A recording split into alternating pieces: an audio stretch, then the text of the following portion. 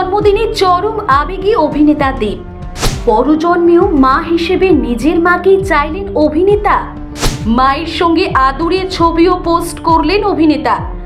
মায়ের সম্পর্কে কি লিখলেন অভিনেতা দেখুন। টলি ইন্ডাস্ট্রির সুপারস্টার হিসেবে নিজের পায়ের তলার মাটি শক্ত করেছেন দীপক অধিকারী ওরফে দেব। কেরিয়ারের শুরুতে বাণিজ্যিক ছবিতে কাজ করেই দর্শকের মনে জায়গা করেছেন। বর্তমানে একটু অন্য ধরনের ছবি করে নিজের প্রতিভার বিচ্ছুরণ ঘটাচ্ছেন। 2023 সালটা ছিল দেবের জন্য লাকি ইয়ার।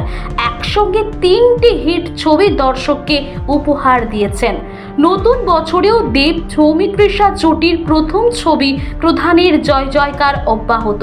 সাফল্যের মাঝেই পরিবারের সঙ্গে কোয়ালিটি সময় কাটালেন দেব। কেক কেটে মায়ের জন্মদিন পালন করেছেন অভিনেতা। মাকে জড়িয়ে ধরে আহ্লাদে আটখানা দেব।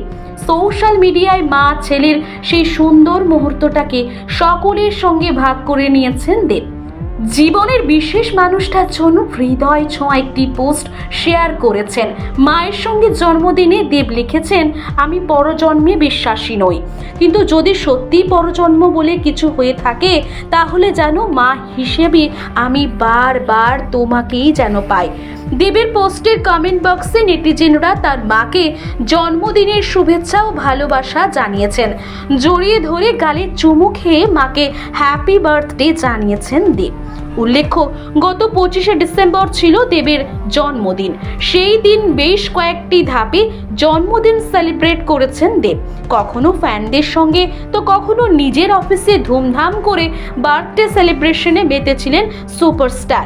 আর এভাবেই তিনি দেখিয়ে দিয়েছেন যে সব কাজ সামলে সব ব্যস্ততা মিটিয়েও বাবা মাকে সময় দেওয়া যায় এবং তাদের বিশেষ দিনে এভাবেই পাশে থাকা যায়। তাই সকলের কাছে এতটা প্রিয় টলিউডের এই অভিনেতা।